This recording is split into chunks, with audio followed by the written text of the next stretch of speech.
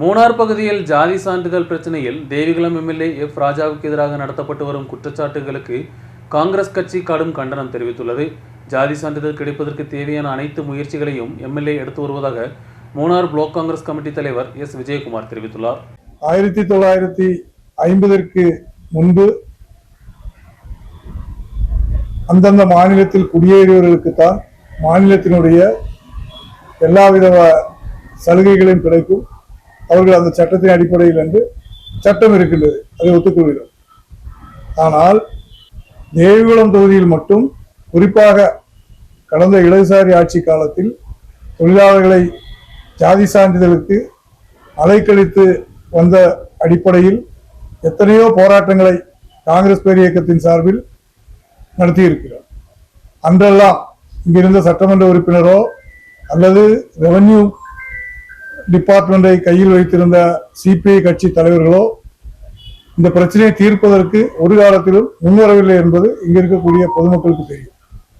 இப்பொழுது மரியாதைக்குரிய தேவகுளத்தினுடைய super MLA பல்வேறு தரத்தில் அவரை குற்றம் சாட்டுகின்ற நபர்கள், ஆனால் இன்று மக்கள் மத்தியில் நல்ல பெயரை எடுத்து வரக்கூடிய பல்வேறு திட்டங்களுக்கு முன்னால் நின்று செயலாற்றி வரக்கூடிய நம்முடைய சட்டமன்ற உறுப்பினர் எஃப் ராஜா அவர்கள் கடந்த மே மாதம் முதலமைச்சர் கேரள மாநில முதலமைச்சருக்கு மனு கொடுக்கப்பட்டு அது விசாரிக்கப்பட்டு தற்காலம் மக்களுடைய வேதனைகளை தீர்க்கும் வண்ணத்தில்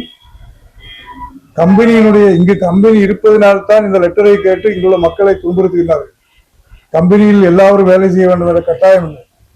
1950 முன்னால் உள்ள ரேகைகளை கொடுத்தால் மட்டுமே சர்டிபிகேட் கொடுக்க முடியும் என்று அலக்களித்ததை மாற்றி இங்க இருக்கக்கூடிய தொழிலாளர்கள் உட்பட பொதுமக்களுக்கு விசாரணை வில்லேஜ் ஆபீசர்கள் விசாரணை நடத்த வேண்டும். ஸ்பாட் வெரிபிகேஷன் நடத்த வேண்டியது அவர்களுடைய கடமை.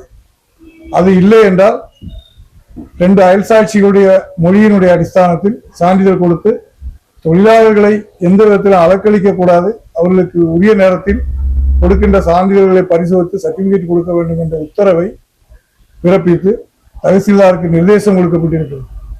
இப்பொழுது இவர்கள் இடதுசாரி முன்னணியில் குறிப்பாக சிபிஐ கட்சி தலைவர்கள் இவர்கள் இப்படி எம்எல்ஏ விமர்சிப்பதன் பேரில் அல்லது 1950 சட்டம் இருக்கின்றது கொடுக்கக்கூடாது என்று இவர்கள் கூறுவது மீண்டும் மூணாறில் தேயிலை தோட்ட தொழிலாளர்களை கடந்த இடதுசாரி காலத்தில் அலைய விட்டதை போல மீண்டும் அலைய வைக்க வேண்டும் என்ற நோக்கத்தில் தான் இதை செய்கின்றார்கள் என்பதை பொதுமக்கள் புரிந்து கொள்ள வேண்டும்.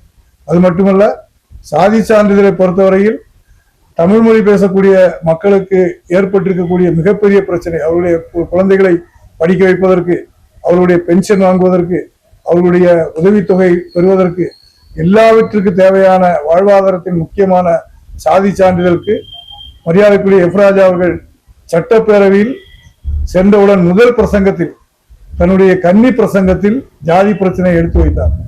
அது பரபரப்பாக பேசப்பட்டது. எஃப் ராஜா அவர்கள் ஒரு விஷயங்களையும் மக்கள் மத்தியில் சொல்கின்ற பொழுது அன்று தூங்கி கொண்டிருந்தவர்கள் இன்று குறை கூறுவது சரியல்ல.